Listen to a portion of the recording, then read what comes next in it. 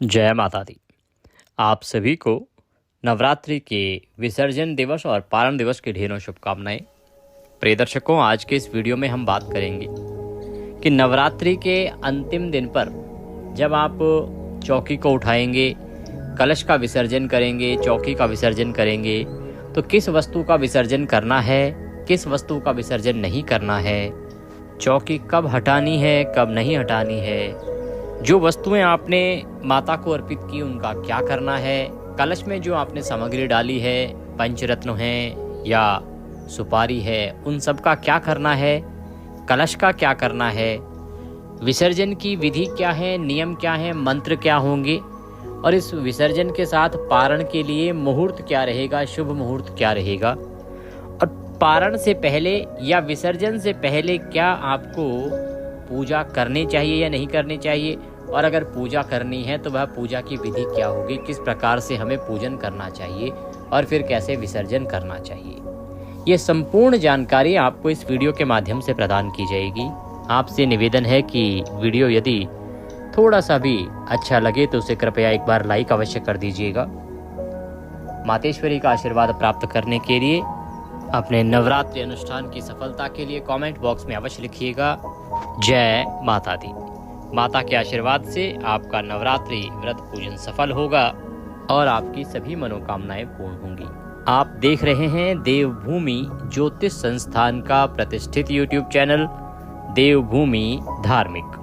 हम यहाँ सभी व्रत और त्योहारों की सही शास्त्रीय जानकारी प्रदान करते हैं। ज्योतिष शास्त्र और पंचांग के आधार पर आपको बताते हैं कौन सी तिथि कब है, व्रत आदि कब करना है, क्या विधि है, क्या नियम है और क्या गलती नहीं करनी है।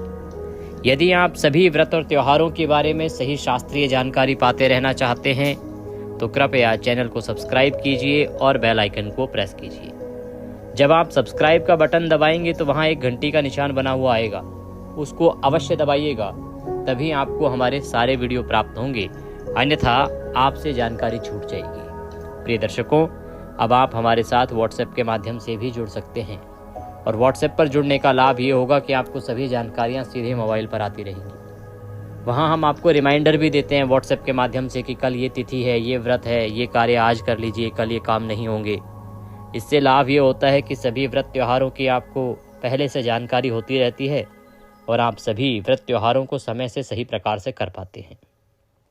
अगर व्हाट्सएप पर जुड़ना चाहते हैं तो वीडियो के अंत में स्क्रीन पर एक नंबर आएगा 900 से, उस पर मैसेज टाइप कीजिए, अपना नाम लिखिए, कहिए कि आप सभी जानकारी पाना चाहते हैं, तो हम आपको अपने रिकॉर्ड में सेव करेंगे और फिर सभी जानकारियां सीधे आपको व्यक्तिगत रूप से आती रहेंगी। यहाँ आपके नंबर को पूर्ण रूप से सुरक्षित रखा जाता है, किसी के साथ शेयर नहीं किया जाता, किसी और को दिया नहीं जाता है, तो सुरक्षित रूप से नंबर को रख के आपको सभी जानकारियाँ प्रदान की जाती हैं। आइए अब जानकारी आरंभ करते हैं। बात करते हैं कि विसर्जन कब करना है, कैसे करना है, क्या विधि है, क्या पूजा विधि है और किस वस्तु का क्या करना होगा। प्रिय दर्शकों, सबसे पहले तो आप जब विसर्जन करेंगे तो ध्यान दीजिएगा कि विसर्जन वाले दिन आपको पहले पूजा आवश्यक है।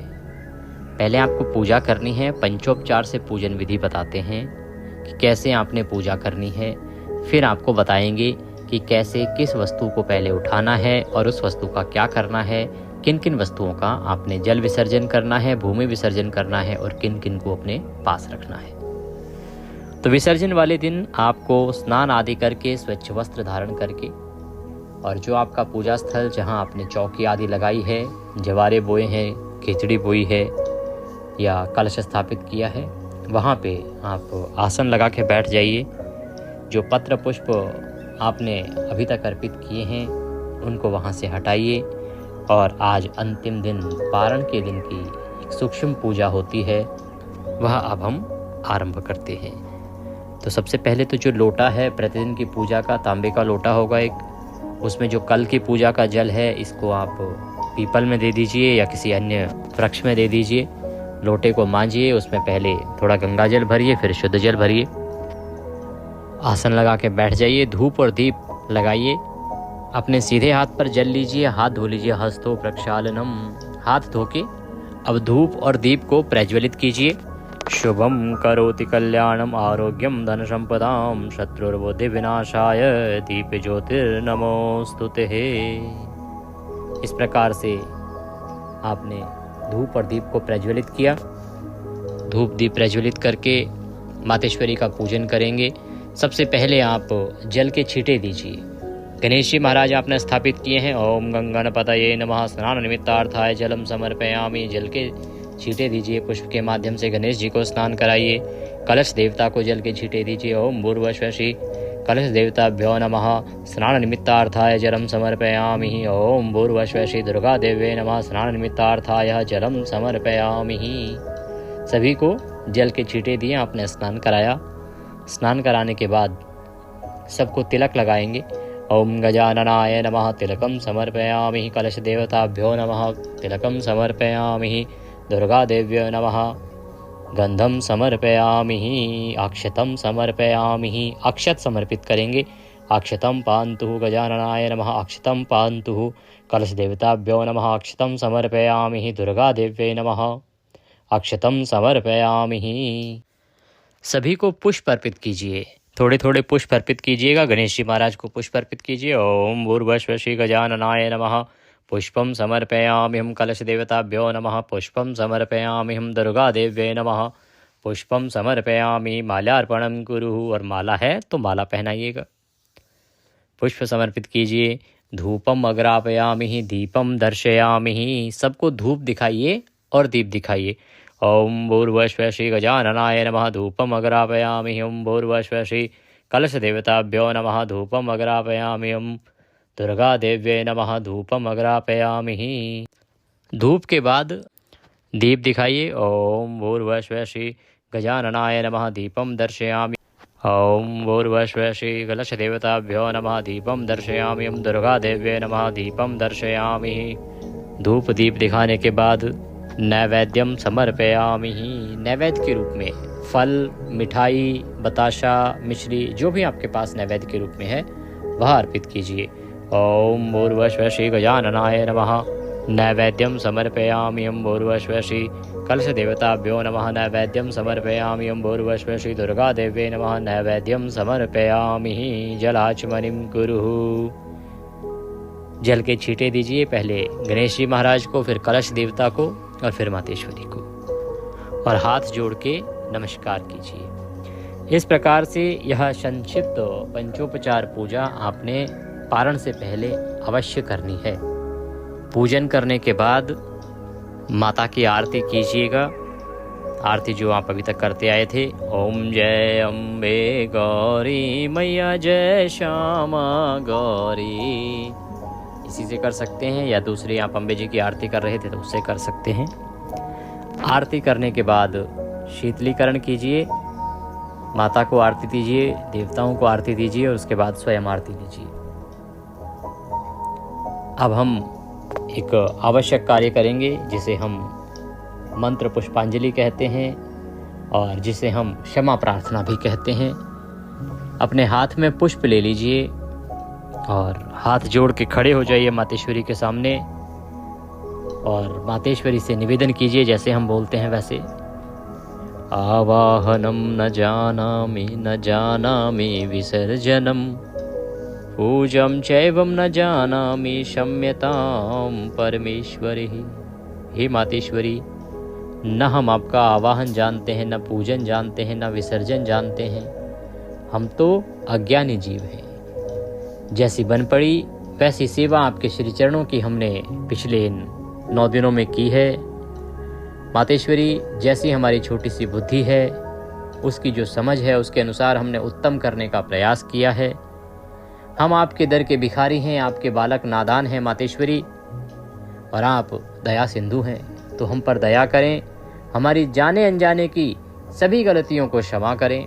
यदि आपसे कोई त्रुटि हुई है व्रत में या पूजन में, तो आप उसका विशेष रूप से माता के सामने वर्णन कर सकते हैं कि आपसे अनजाने में ये गलती हो गई, इसके लिए माँ क्षमा करें। कि मातेश्वरी, हमारी सभी जाने अनजाने में की गलतियों को क्षमा कीजिए और दया का आशीर्वाद प्रदान कीजिए। हमने जो नवरात्रि का अनुष्ठान किया है 9 दिन का, इसे आप स्वीकार कीजिए मातेश्वरी, इसे आप स्वीकार कीजिए। आपको अर्पित करने के लिए हमारे पास कुछ नहीं है। तन मन धन सब कुछ आप ही का है। जैसा कि हम पहले ही कह चुके हैं, हमारे पास तो क्या है, केवल ये मालती मलकादाति सतपत्रादि संयुक्तम पुष्पांजलिम मया दत्ताम ग्रहणाम परमेश्वरी। हे मातेश्वरी, यह पत्र पुष्प की भेंट है, इसे आप स्वीकार करें और दया का आशीर्वाद प्रदान करें। और क्योंकि आज ये अंतिम दिन है, हम विसर्जन कर रहे हैं, तो आपसे निवेदन करेंगे कि गणेश जी महाराज रिद्धि सिद्धि के साथ सदा हमारे घर में विराजमान रहें। माँ लक्ष्मी सदा हमारे घर में विराजमान रहें। गणेश जी महाराज रिद्धि सिद्धि के साथ सदा हमें सद्बुद्धि देते रहें, धर्म देते रहें, जिससे कि हमारे यहाँ सभी सद्कर्म होते रहें। और माँ लक्ष्मी सदा हमारे घर में धन के भंडार भरे रखें। बाकी सभी देवता जो कलश में विराजमान थे, बाकी सभी देवता अपने अपने स्थान को प्रस्थान करें। हे मातेश्वरी, आप भी अपने स्थान को प्रस्थान करें और फिर पुनः जब भी हम आपको स्मरण करें, जब भी आपको याद करें, तो आप अवश्य यहाँ आके हमारी पूजा को स्वीकार करें। ओम गच्छ सुरश्रेष्ठ स्वस्थाने परमेश्वर, यत्र ब्रह्मादयो देवः तत्र गच्छ हुताशन। यान्तु देवगणः सर्वे पूजामादाय मामाकिम् इष्ट काम समृद्ध्यर्थम पुनरागमनाय च बोलिए जगदम्बा मात की जय। कि ब्रह्मदेव ब्रह्मलोक को प्रस्थान करें, वायुदेव अपने लोक को प्रस्थान करें, इंद्रदेव अपने लोक को प्रस्थान करें, भगवान विष्णु वैकुंठ को प्रस्थान करें और बाकी सभी देवता अपने अपने गंतव्य स्थान को प्रस्थान करें। और पुनः जब भी हम आपको स्मरण करें, याद करें, तो आप सभी आएं और हमारी पूजा को स्वीकार करें। इस प्रकार से पुष्प भगवती के चरणों में, कलश देवता पे और गणेश जी महाराज पे इस प्रकार से अर्पित कर दीजिए। अब आप खड़े खड़े परिक्रमा कर लीजिए। यानि कानि च पापानि प्रदक्षिणाम पदे पदे, यानि कानि च पापानि प्रदक्षिणाम पदे पदे। परिक्रमा कीजिए और जो पुरुष जन हैं वो दंडवत प्रणाम कीजिए। माताएं बहनें हाथ जोड़ के शीश नवा के प्रणाम कीजिए। यहाँ जो भी प्रार्थना आप करना चाहें मातेश्वरी से वो कर सकते हैं। जिस भी किसी निमित्त आपने यह अनुष्ठान किया था, उस मनोकामना की पूर्ति के लिए माता से यहाँ प्रार्थना कर सकते हैं। इस प्रकार से यह पूजन पूर्ण होता है। पूजन पूर्ण होने के बाद कलश को वहाँ से थोड़ा सा घुमा दीजिए, चौकी को थोड़ा सा खिसका दीजिए। कलश में से जो वस्तुएं हैं उनको निकालने से पहले पूर्ण पात्र को उठाइए। जो नारियल है ना, इस नारियल को आप अगर बांध के रख सकें लाल कपड़े में तो अपने घर में रखिए, या मुख्य दरवाजे पर भी इसको टांग सकते हैं। इसके दो लाभ है। घर में रखेंगे ये पॉजिटिव ऊर्जा बना के रखेगा। अगर दरवाजे पे लगा के रखेंगे तो किसी भी प्रकार के नकारात्मक ऊर्जा आपके घर में प्रवेश नहीं करेगी। सदा यह सकारात्मक ऊर्जा का प्रवाह रखेगा। और जब अगला नवरात्रि आएगी तो आप इसका विसर्जन कर देना, अगले वाले को लगा दीजिएगा। या घर में किसी प्रकार का सूतक आदि हो जाए, पातक आदि कुछ ऐसा कभी हो परिवार में, तो आप इसको अवश्य ही उसके बाद जल विसर्जित कर दीजिएगा। जो कलश में जल है उसमें पंच पल्लव आपने लगाए होंगे। उन पंच पल्लव से जो पत्ते लगे हैं उन्हीं से पहले अपने ऊपर छींटे दीजिए उस जल के, और फिर पूरे घर में उस जल के छींटे दीजिए। पारिवारिक जनों को उस जल के छींटे दीजिए पंच पल्लव के माध्यम से, उन पत्तों के माध्यम से ही, चाहे वो अशोक के हों चाहे आम के हों, उन पत्तों से आप उस जल के छींटे देंगे। ये जो जल है ये बड़ा पॉजिटिव है, बहुत ही शुभ ऊर्जा है, इसके अंदर मंगलमयी ऊर्जा है, शक्तिशाली ऊर्जा है। उसका प्रवाह आपके अंदर होगा। नकारात्मक ऊर्जा जो है वो दूर जाएगी। जो भी नकारात्मक ऊर्जा घर में होगी वह सारी इस जल के प्रभाव से बाहर चली जाएगी। घर में सौहार्द का, खुशियों का माहौल होगा। जल को छिड़किएगा। बाकी जो जल बचे उसे आप पीपल में अर्पित कर सकते हैं। कलश में जो वस्तुएं आपने डाली थी उसमें जो पंचरत्न हैं उनको आप निकाल के रखिए, और जो सुपारी है उसको निकालिए। चांदी का सिक्का हमने डालने को कहा था, अगर आपने डाला है तो उसको निकालिए, एक लाल रंग के वस्त्र में बांधिए और लॉकर में रख सकते हैं, तिजोरी में रख सकते हैं। ये आपको सदा बरकत देगा, आपके घर में धन के भंडार रखेगा और खुशियों से भरा पूरा रखेगा। बाकी जो सामग्री है वो सब विसर्जन में जाएगी। जल विसर्जन कर सकते हैं, भूमि विसर्जन कर सकते हैं। बाकी सामग्री की बात करें तो जो जवारे आपने बोए हैं, खेतड़ी बोई है, उसमें से एक एक जवारा लेके प्रसाद रूप में पारिवारिक जन ग्रहण कर लें। कुछ लोगों के यहाँ पे एक नियम होता है कि वो कान के पीछे जवारे लगाते हैं। अगर आपके यहाँ ऐसा कोई नियम है तो आप लगा सकते हैं। बाकी के जो जवारे बचेंगे वो सभी जवारे आप गाय माता को खिला दीजिएगा या जल विसर्जन कर दीजिएगा, पर ऐसे स्थान पर कभी ना फेंकिएगा जहाँ पैरों में वो आए, इसका ध्यान रखिएगा। जवारे के बाद बात करते हैं, आपने जो अखंड ज्योत जलाई थी, अखंड ज्योत आपने जलाई है, उसको थोड़ा सा वहाँ से उठा के खिसका दीजिए और उसमें अब आगे घी नहीं बढ़ाइएगा। जितना घी है उसको स्वतः जलने दीजिए, वह स्वतः ही जल के बुझेगी। ऐसा नहीं कि आप उसको बुझाएं, उसको बुझाने की आवश्यकता नहीं है। माता की तस्वीर या प्रतिमा जो आपने लगाई थी उसको वहाँ से उठा के अपने मंदिर में स्थापित कीजिए। जो भी पूजा का स्थान है आपका वहाँ पे लगाइए, जिससे कि माता की रोज वहाँ पर पूजा होती रहे। इस प्रकार से बाकी जो सामग्री बची, जो आपने पत्र पुष्प चढ़ाए होंगे देवी को 9 दिनों की पूजा में, पान के पत्ते आदि चढ़ाए होंगे, सुपारी चढ़ाई होंगी, गणेश जी महाराज को और कलश देवता को आपने जनेऊ भी चढ़ाई होंगी, ये सभी वस्तुएं जो हैं वो जल विसर्जन में जाएंगी। भोग प्रसाद में जो भी चीज़ें बची हैं जो ग्रहण करने योग्य हैं वो सब देवी का प्रसाद समझ के, गणेश जी महाराज का प्रसाद समझ के आप सभी पारिवारिक जन ग्रहण कर सकते हैं। और जो खाने योग्य ना हो उन सब का या तो आप जल विसर्जन करेंगे, और जल विसर्जन नहीं कर सकते तो एक गड्ढा खोदिएगा और उस गड्ढे में ये सभी वस्तुएं दबा दीजिएगा। कलश आपने अगर धातु का लिया है तो घर में संभाल के रखिए। मिट्टी का कलश है तो आप मंदिर में रख के आ सकते हैं या उसका भी विसर्जन कर सकते हैं। चौकी आदि होगी वो तो घर में सदा प्रयोग होती है। आगे जब भी पूजा होगी, अभी एकादशी आ रही है, फिर चौकी लगेगी, या जब भी आपके यहाँ पूजा होती है उस समय वो प्रयोग होती रहेगी, उसको उठा के आप रख दीजिएगा। तो इस प्रकार से इन सभी वस्तुओं का निस्तारण करना है। अब प्रश्न उठता है कि ये सब करना कब है, हमें विसर्जन करना कब चाहिए, और उसके साथ ही हमारा जो ये नवरात्रि का अनुष्ठान है ये पूर्ण कब होगा। क्योंकि किसी के यहाँ अष्टमी होती है और किसी के यहाँ नवमी होती है। तो प्रिय दर्शकों, मैं आपको यहाँ बता दूं, जिनके यहाँ अष्टमी होती है और जिनके यहाँ नवमी होती है, दोनों को ही ये कार्य दशमी के दिन करना चाहिए। ये कार्य ऐसा नहीं है कि आपके यहाँ अष्टमी पूजती है तो आप अष्टमी को करेंगे। 9 दिन का विधान है नवरात्रि का। अगर आपने चौकी आदि लगाई है, खिचड़ी बोई है, जवारे आदि बोए हैं और कलश स्थापित किया है तो इसे पूरे 9 दिन पालन कीजिए, और 10वें दिन इसका विसर्जन पूजन होगा और 10वें दिन ही आपके व्रत आदि का पारण होगा। इसका ध्यान दीजिएगा। तो इस प्रकार से 27 तारीख को नवमी है। 27 तारीख तक आप विधि विधान से पूजन कीजिए। प्रतिदिन की पूजा विधि मैंने अपलोड की है, अष्टमी नवमी की विशेष पूजा विधि भी मैंने अपलोड की है, उसका लाभ लीजिए। और फिर दशमी तिथि को अर्थात 28 मार्च को आपने इसका विसर्जन करना है। प्रातः काल उठ के पूजन करना है, पूजन करके और फिर इसका विसर्जन करना है। पारण भी 28 मार्च को ही होगा। अब प्रश्न उठता है शुभ समय क्या रहेगा। तो सूर्य उदय से और 8:45 तक का जो समय है वो इस कार्य के लिए उत्तम है। इसी में आप कर लीजिए, क्योंकि उसके बाद एकादशी तिथि शुरू हो जाएगी। तो ये जो पूजन का कार्य है या विसर्जन का कार्य है, पारण का कार्य है, ये 28 तारीख को सुबह सुबह होगा। और 28 तारीख को इसके साथ ही आपको, अगर आपके आसपास कोई मंदिर है तो वहाँ पे ब्राह्मण को कुछ भोजन सामग्री आदि या दान दक्षिणा आदि देना चाहिए। नज़दीक में यदि कोई योग वेद पाठी ब्राह्मण रहता है तो उन्हें बुलाकर उन्हें भोजन करा सकते हैं या दान दक्षिणा आदि खाद्य सामग्री आदि उन्हें अर्पित कर सकते हैं। ये कल्याणकारी नियम है, इसका पालन आपको करना चाहिए।